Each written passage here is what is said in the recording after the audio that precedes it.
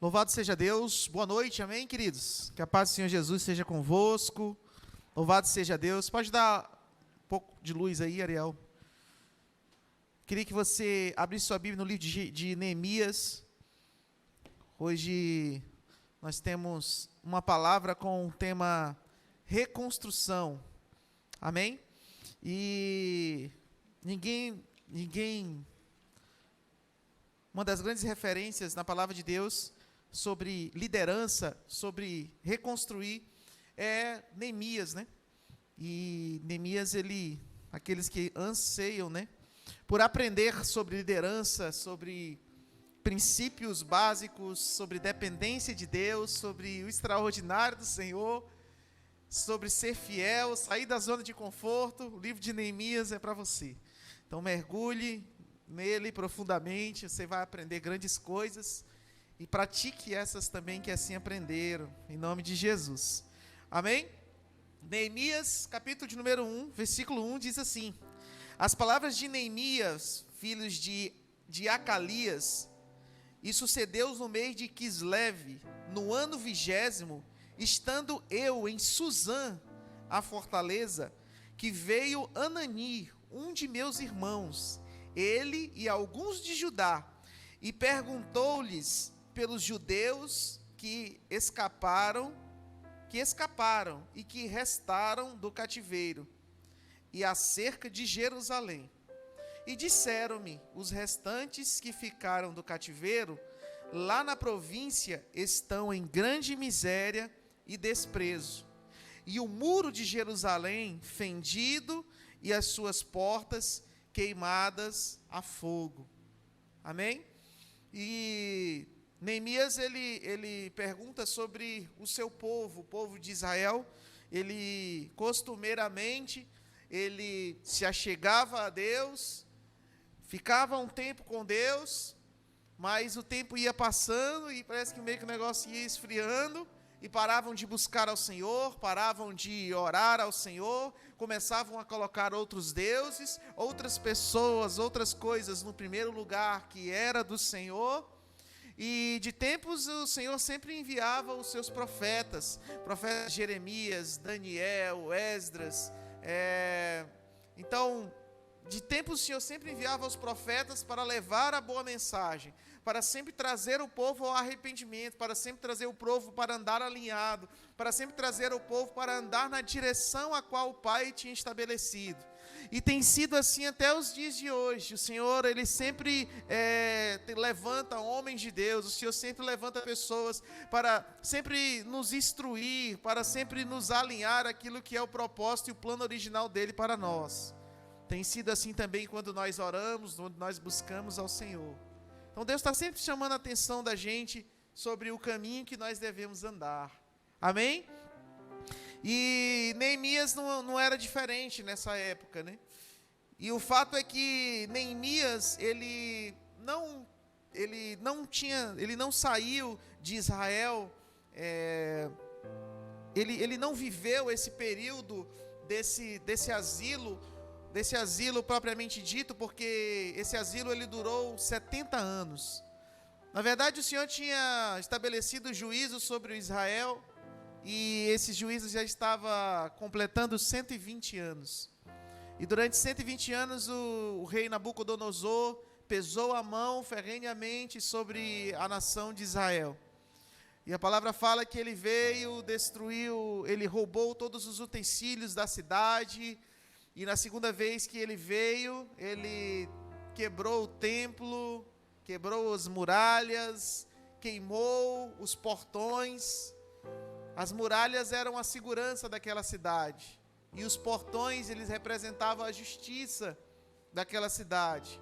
Os portões eram aqueles que identificavam quem entrava e quem saía, e os portões estavam queimados a fogo, e as muralhas estavam caídas. E o povo estava voltando do asilo, depois de 70 anos de escravidão em cativeiro. Fazia 120 anos que Nabucodonosor estava pesando a mão, mas de que ele decidiu levar o povo cativo, era 70 anos. Então, durante 70 anos, o povo sofreu nas mãos de Nabucodonosor da escravidão. Neemias, ainda jovem, né, trabalhava como o copeiro do rei. Neemias não vivenciou essa saída do povo de Israel para o asilo, mas vivia esse asilo na casa do rei. E o fato é que ele se conecta com os irmãos e pergunta, né? Pergunta sobre como que estava o seu povo, como que estava a sua cidade. E eu acho interessante aqui, porque só aqui a gente já começa a aprender coisas de Deus, sobre o poder da pergunta, né? Sobre o poder da pergunta. E é algo maravilhoso, porque todas as vezes que você fizer uma pergunta para uma pessoa, que você tenha um sentimento de tentar ajudá-la de alguma forma.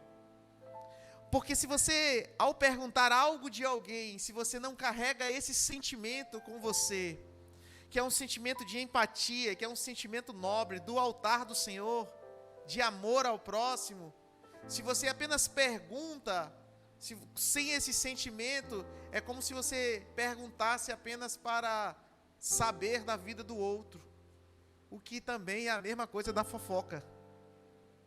Amém? Então, todas as vezes que você perguntar algo de alguém, sempre esteja disposto a ajudar, mediante a resposta que aquela pergunta que você fez, ela vai sofrer, ela vai ser dita.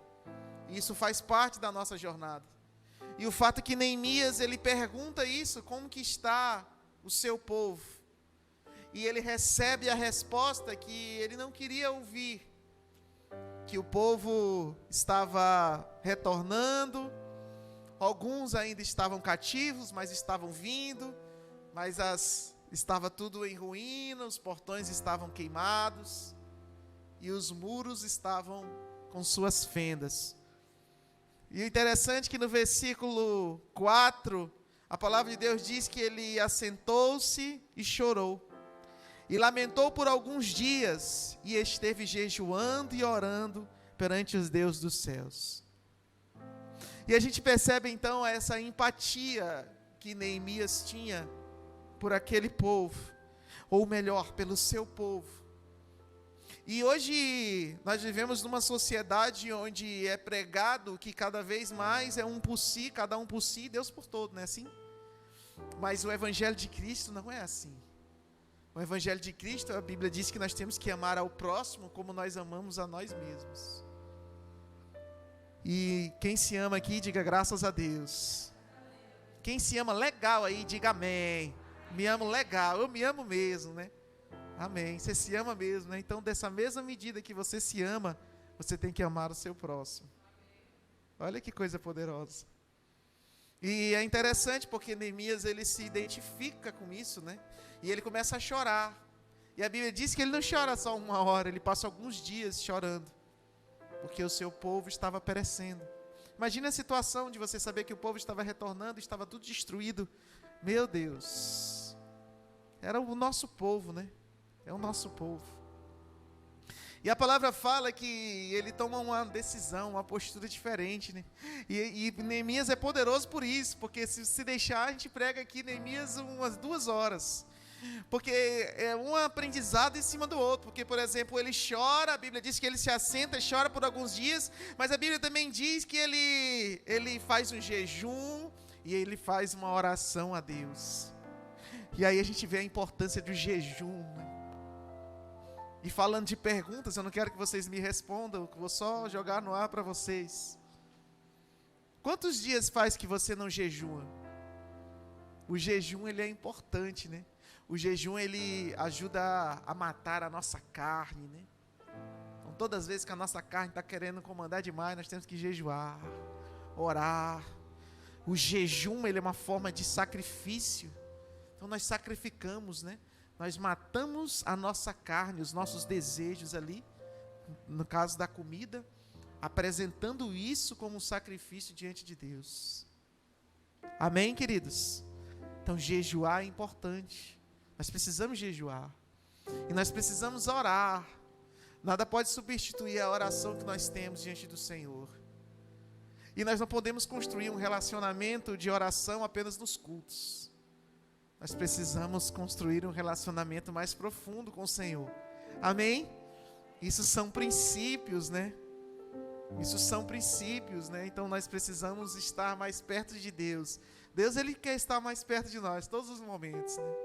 E Neemias, ele era copeiro do rei. A função do copeiro naquela época era que ele era responsável por provar todo e qualquer alimento que o rei comia, porque como o reinado era passado de descendência em descendência, então vai que algum parente queria matar o rei para ir amenizando as situações, né? Então os reis também eram meio duros, né?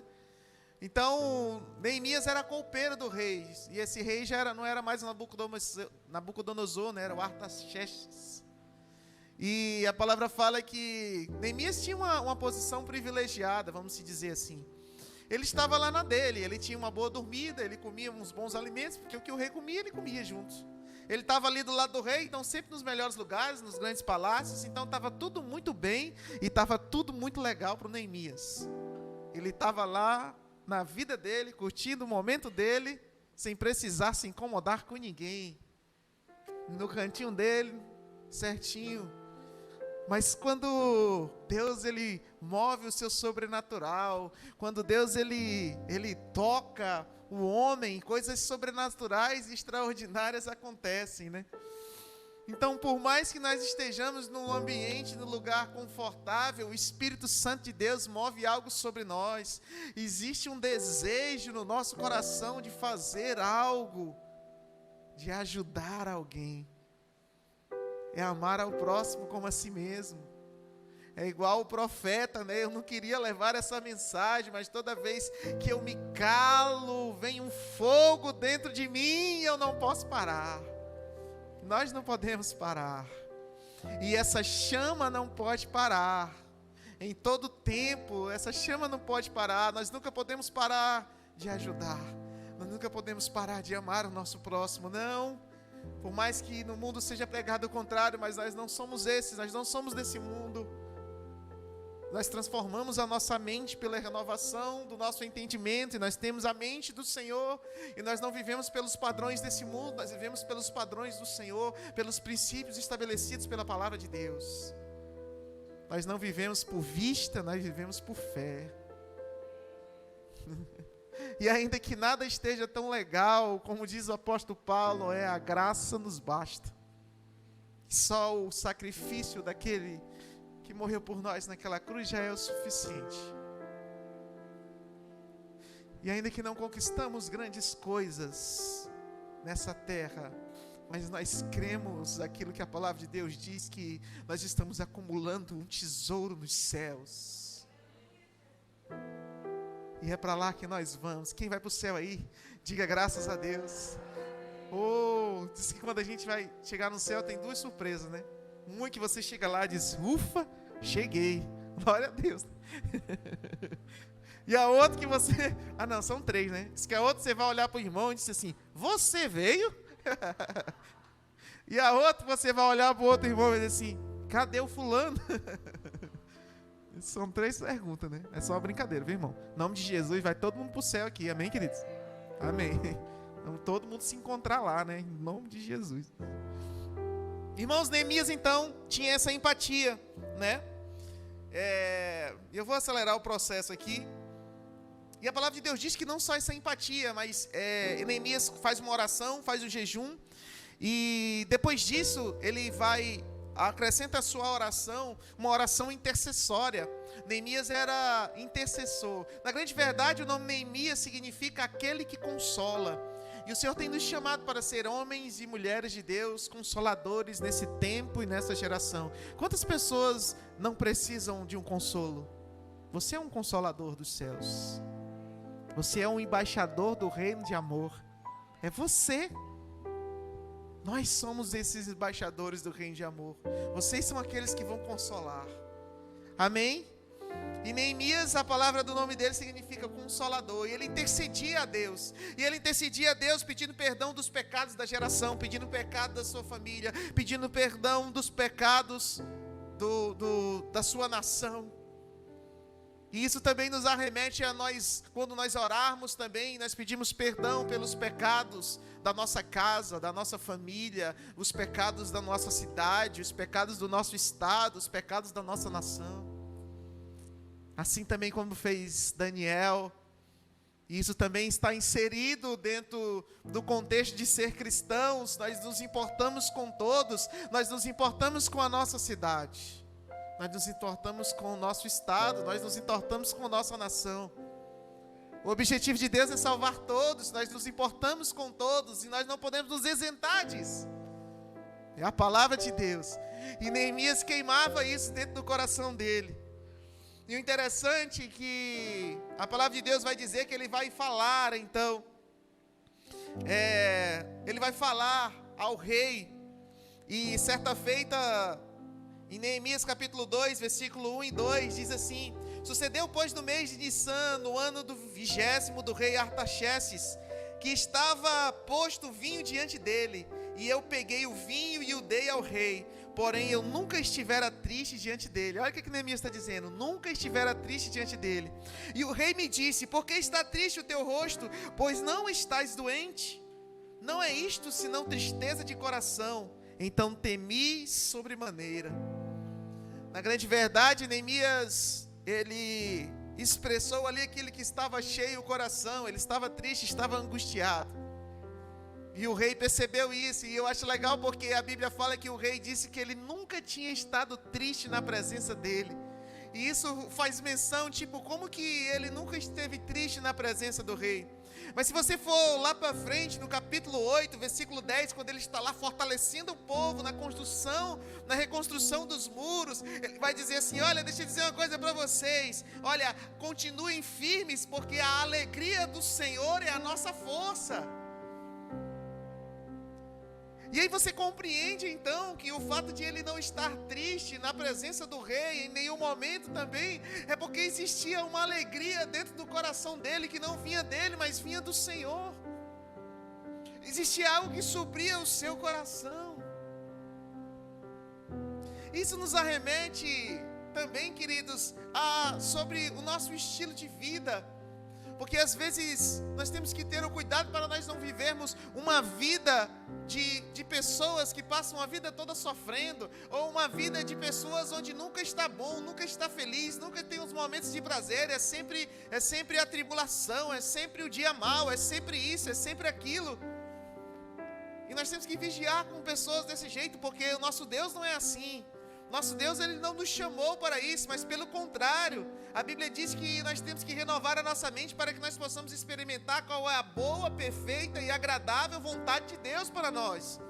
Então, se Deus tem uma vontade boa para nós, queridos, é inconcebível que nós vivamos uma vida toda cabisbaixas, tristes, chorando, nos lamentando e sempre falando de coisas desagradáveis. Mas não, a Bíblia diz que quando ele morre naquela cruz, ele nos deu a vida, e vida abundante. Vida abundante, queridos, está inserido a alegria nesse processo. Vida abundante fala de momentos de gozo. Vida abundante fala de prosperidade. Vida abundante, queridos, fala de todas as áreas que você possa imaginar. É uma vida abundante, tudo que é relacionado à vida, e é abundante, não é qualquer não, é uma vida abundante.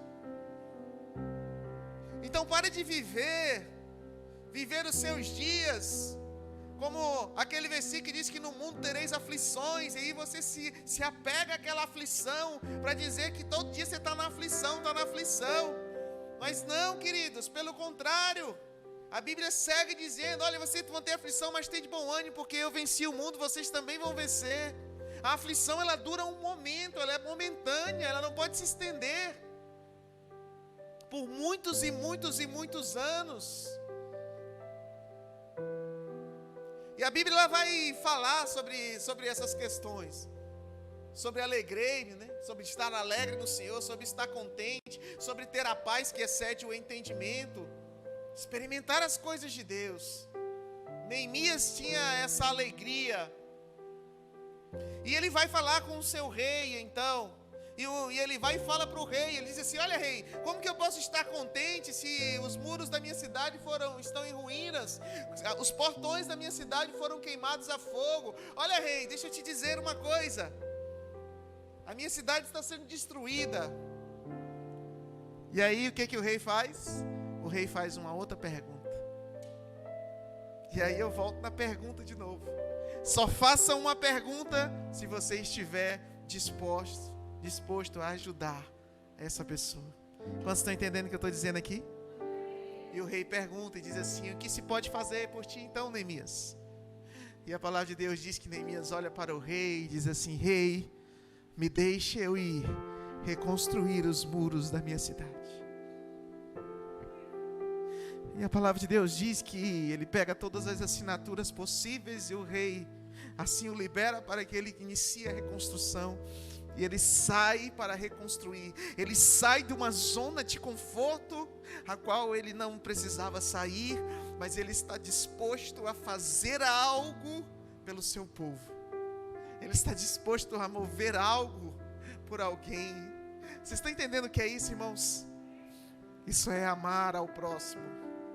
O Senhor nos chama, homens e mulheres de Deus, homens que estão dispostos a sair da sua zona de conforto, a fazer algo por alguém, a amar ao próximo. E Neemias vai, e a palavra fala que quando ele vai, ele encontra no meio do caminho Sanbalate e Tobias. E fala que a notícia que ele que ele estava procurando os filhos de Israel, lhe desagradou extremamente que alguém viesse a procurar o bem dos filhos de Israel. E a gente percebe que todas as vezes que a gente decide fazer o bem, todas as vezes que a gente decide fazer algo para Deus, todas as vezes que a gente se move para ajudar, sempre vão se levantar opositores. Sempre vão se levantar aqueles que vão dizer: poxa, por que você não fica no seu lugar mesmo? Já está tudo certo, você não precisa ir tão longe, você não precisa fazer isso. Fique na sua zona de conforto, você não precisa fazer. Da mesma forma, eles são os mesmos zombadores, que a palavra também fala, que eles começaram a zombar de Neemias. Então sempre existirão os zombadores e sempre existirá aqueles que, os opositores, a boa obra do Senhor, aquilo que você faz. Mas nós não podemos parar, e não foi assim que nós ministramos semana passada, foi semana retrasada, né? Nós não vamos parar, nós vamos continuar, sempre foi assim. O interessante é que Neemias chega em um determinado lugar e ele não fala nada, e o texto fala que ele entra em contato com as pessoas, ele só diz onde era para ir o lugar, e as pessoas estavam com ele, mas ele não fala nada. Ele não quer conversar a respeito de nada do que ele foi fazer. Ele se resguarda no direito de falar apenas no momento oportuno e no momento exato, devido, a qual o Senhor assim estabelecia para ele falar. Isso também nós aprendemos coisas poderosas, né? Porque o Senhor já havia queimado no coração de Neemias que ele era o consolador e que deveria ajudar a sua nação a reconstruir os muros. Mas ao mesmo tempo ele não sai dizendo isso nos quatro cantos e falando para todos que estavam naquela região. Não, existem as pessoas específicas para você falar coisas específicas que Deus te revela. Tem projetos e tem sonhos que Deus tem nos entregado, e nós temos que saber que nós só podemos externar tudo isso quando nós tivermos a certeza de que, ao nós falarmos isso, ao se levantar os opositores e os zombadores, nós ainda vamos continuar firmes na caminhada, porque fiel é aquele que prometeu. E chega um momento então que Neemias vai falar sobre a reconstrução. E ele fala, né? E em 2:20 ele diz assim: então lhe respondi e disse: o Deus dos céus é o que nos fará prosperar, e nos seus servos nos levantaremos e edificaremos. Mas vós não tendes parte, nem justiça, nem memória em Jerusalém. Era um dos opositores, né? Ele já estava então ele começa a falar, eu estou avançando. Depois você tem a oportunidade de fazer uma leitura do 1 até o capítulo 12. E ele vai aprofundar, e ele vai dizer assim, olha, ele vai começar a chamar, a reunir o povo. Ele disse assim, olha, eu vim aqui para nós levantarmos a nossa cidade, eu vim aqui para nós fecharmos as brechas dos nossos muros. Eu vim para nós estabelecermos as nossas portas. Por que você veio à casa de Deus essa noite? Talvez você veio aqui para fechar as brechas do muro da sua casa, que muitas vezes pode estar aberta. Talvez a sua porta da sua casa, ela está sem filtro, porque você sabe que você fraquejou e que você não se arrependeu, e que a porta está aberta. E a Bíblia fala que Satanás, ele é saqueador, né? E ele não bate na porta, ele sai arrombando mesmo. E talvez Satanás esteja brincando e bordando, como diz o ditado, na sua casa e na sua família. Mas eu quero te dizer que nessa noite é uma noite de reconstruir. Se vira para essa pessoa e diga, é noite de reconstrução, irmão. Essa porta vai ser posta no lugar novamente. E nela vai ter o selo de Cristo. Aleluias. E essa porta vai ter o sangue do Cordeiro, assim como tinha o sangue do Cordeiro sobre a afronta de Faraó, quando não queria liberar o povo de Deus, e o sangue foi passado sobre as portas para proteger os primogênitos dos filhos de Deus. Nessa noite, o sangue do Senhor vai passar sobre a porta do teu lar, para selar como uma casa do Senhor, porque verdadeiramente você e a sua casa servirão ao Senhor, em nome de Jesus. E são tantas coisas, e a palavra fala que Neemias então inicia a boa obra. Sabe, aquela cidade já estava em ruínas 120 anos. E Neemias bate no peito e chama para reconstrução. E não o bastante, ele tenta motivar o povo, consolar o povo, e dizer, ei, Deus vai nos prosperar. E algo poderoso, queridos, porque ele estava vivendo um momento de escassez. Você olhar para a sua cidade, está tudo destruído, irmãos. Ele chegar no povo e dizia assim, ei, deixa eu dizer uma coisa para vocês, Deus vai nos prosperar. Isso fala tanto conosco, fala tanto com as promessas de Deus para nós. Porque as promessas foram liberadas sobre as nossas vidas, nós precisamos tomar posse de cada uma delas. E Neemias sabia do que estava falando, e ele inicia a boa obra, e logo quando ele inicia a boa obra, a palavra de Deus vai dizer que aqueles homens, Sebalate, mais os outros tantos, começaram a inventar, a dizer que estava vindo numerosos homens para impedir a reconstrução daquele altar, para impedir a reconstrução daquela cidade, daqueles muros. E na verdade eles estavam mentindo, porque eles não queriam era que as coisas acontecessem, eles não queriam era que não houvesse nada, não queriam era que não houvesse reconstrução, eles queriam mesmo que o povo continuasse do jeito que estava, na miséria. Mas o Senhor não nos chamou para a miséria, o Senhor não nos chamou para isso. O Senhor é um Deus de paz, o Senhor é um Deus de alegria, o Senhor é um Deus de felicidade, o Senhor é um Deus de graça. A graça é o favor imerecido de Deus. Você merecia outra coisa, mas Deus te deu uma outra, irmão. E essa te basta. Aleluias. Você merecia morte, mas Ele te deu a vida e te deu uma oportunidade de ter a vida eterna. Aleluias. Deus é maravilhoso demais, queridos. E por muitas vezes chegaram para Neemias, chamando Neemias para dizer para parar, e Neemias teve que descer, reunir o povo e dizer assim: olha, nós não vamos parar, o Senhor está conosco. Olha, deixa eu dizer uma coisa com vocês, nós vamos nos armar. E a Bíblia fala que Neemias reúne o povo e diz assim: olha, vamos fazer assim, aqueles que trabalham durante a noite, durante o dia, eles ficam de sentinela e vice-versa, tinha toda uma rotina. E tem uma certa feita do texto também que ele diz o seguinte, que com umas mãos eles trabalhavam e com as outras mãos eles seguravam ali uma arma, uma espada para tentar se proteger do inimigo. O fato é que eles viviam em um momento bem delicado, mas mesmo assim continuavam firmes a caminhada.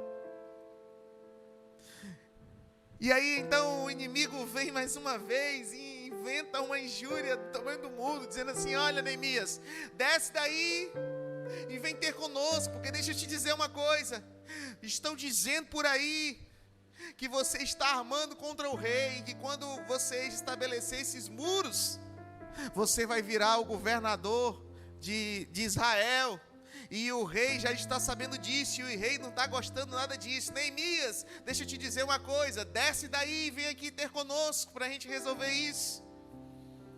E a palavra fala que Neemias solta aquele versículo que a gente bem conhece, que ele diz que ele estava construindo uma boa obra e ele não podia parar. Ele estava construindo uma coisa mais importante, ele não podia parar.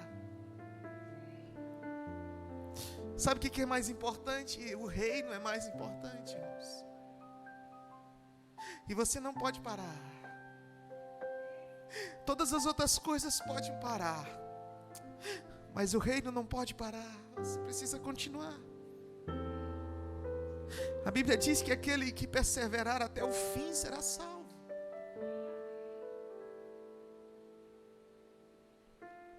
E ele diz assim: olha, eu não vou parar. E a Bíblia vai dizer que por 4 vezes eles tentaram contra Neemias, mas ele não parou. Mas ele não parou. E a palavra fala que em 52 dias ele terminou a reconstrução dos muros de Jerusalém. Em 52 dias. Quantos anos aquela cidade estava destruída? 120 anos. Em quantos dias ele reconstruiu o muro? 52 dias. Porque quando Deus está no negócio, as coisas prosperam. Quando Deus está no negócio, Deus vai fluindo. Existe um rio de Deus, existe uma fonte, existe algo sobrenatural que vai movendo e vai contagiando. E é algo poderoso. Hoje pela manhã nós estávamos na consagração do Ministério de Louvor e nós falávamos no livro de 2 Crônicas, no capítulo de número 30. E um texto até que eu e a pastora estávamos estudando, e ele fala sobre altares, falava sobre consagração, sobre estar posicionado no lugar certo, falava sobre buscar a santidade, falava sobre organização, falava sobre tanta coisa. É um texto forte, aconselho você a ler também. E lá no final fala que quando eles se reuniam para adorar, para glorificar o nome de Deus no dia da Páscoa, a festa era para durar 7 dias, e quando terminou os 7 dias, eles se reuniram, uns olhavam para o outro e disseram assim: rapaz, nós não queremos ir embora, tamanha é a glória de Deus, vamos fazer mais 7 dias, e todos chegaram com um acordo, e eles emendaram a festa, mais 7 dias, eles passaram 14 dias adorando a Deus. E a palavra fala que tamanha era a abundância, que quando falaram em renovar esses 14 dias, automaticamente o rei mandou separar 10.000 novilhas para alimentar o povo. O outro também já abriu e ofereceu, não sei mais quanto, nem lembro a quantidade, mas não faltou nada, era fartura para a honra e para a glória do nosso Deus. Quando Deus está na causa, quando Deus está no projeto, Deus ele vai movendo o seu sobrenatural, vai usando cada um de vocês. Portanto, ajude a quem necessita, faça a sua parte como homem de Deus, como mulher de Deus. Ame o seu próximo como a si mesmo. Não desista da caminhada de fé, Seja firme, seja constante e seja abundante na obra do Senhor, sabendo que o vosso trabalho não é vão do Senhor, diz a palavra de Deus. Façamos a nossa parte. Busque a santidade, busque a intimidade com Deus, busque a profundidade, como Neemias tinha a profundidade em oração. Jejue, sacrifique para o Senhor. O jejum é você se abster de um alimento por um determinado horário. E esse se abster, então você vai consagrar esse momento ao Senhor e dizer: Pai, durante essas tantas horas eu vou estar aqui me consagrando ao Senhor, Pai. Eu vou aqui estar, era para mim estar tomando café, que a minha carne quer tomar o café, mas eu não vou tomar esse café, Pai, porque na verdade eu quero sacrificar ao Senhor. E isso também é agradável a Deus. Então nós precisamos viver esses princípios. Nós precisamos aprender tantos com Neemias. Amém, queridos? Nós precisamos aprender tanto com Neemias quando ele tem a coragem de sair da sua zona de conforto. Nós precisamos tanto de aprender com Neemias a orar, a jejuar. Nós precisamos aprender tanto com Neemias a nos dispormos a ajudar os nossos irmãos. Nós fazemos parte desse corpo de Cristo e todos são um no Senhor. E o Cristo é a cabeça para a honra e para a glória do nosso Deus. Se coloque de pé no seu lugar, em nome de Jesus. Aleluias, Pai. Aleluias, Pai. A palavra, ela tem o poder de penetrar, né, juntas e medulas, e ela vai ao coração do homem, e cada homem examina-se a si mesmo, né? Quem nós temos sido, né? O Senhor tem nos chamado para ser Neemias nessa geração. O Senhor tem chamado nessa igreja uma geração de Neemias, uma geração de Neemias. Aleluias. O Senhor tem chamado uma geração de Neemias, homens que estão dispostos a ajudar outras pessoas também. Seja nos primeiros passos de uma caminhada de fé, a qual os irmãos estão necessitados. Seja numa ajuda de ação social. De qualquer forma, é amar ao próximo como a si mesmo. Esse é um mandamento. Nós precisamos viver essa inteireza de coração, esse amor. Precisamos viver mais isso. Nós somos a igreja, nós não somos o mundo. Nós somos a igreja. A igreja preza por esses valores. A igreja não deixa os seus soldados morrerem no campo de batalha, mas a igreja, um vai ajudando o outro, e nós vamos caminhando. Nós vamos chegar lá no fim, em nome de Jesus, e vamos chegar como corpo de Cristo, como igreja viva, uns ajudando os outros, em nome de Jesus. Como diz a palavra de Deus, que bom é serem dois do que um, porque se um cai, o outro ajuda o outro a levantar. A questão não é de quantos caem, a questão é de quantos estão dispostos a ajudar aqueles que caíram. Oh Senhor, em nome de Jesus, Pai, move o teu querer, o teu sobrenatural sobre nós. Eu queria que você fechasse os teus olhos agora, em nome de Jesus.